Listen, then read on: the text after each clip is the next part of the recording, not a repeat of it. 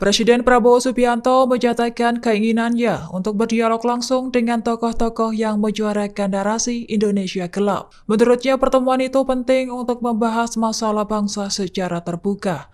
Hal itu dilontarkan Prabowo dalam wawancara bersama pemimpin redaksi di Hambalang pada Minggu 6 April 2025. Prabowo disebut ingin mendengar langsung maksud dari istilah Indonesia gelap.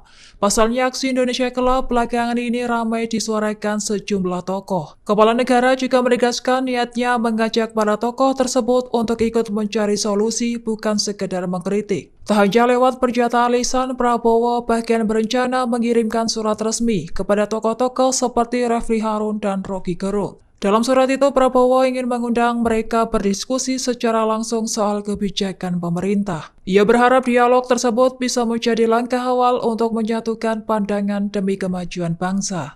Lantas, Prabowo menunjukkan sikap terbuka terhadap kritikan, asalkan kritikan tersebut disertai solusi demi Indonesia lebih baik.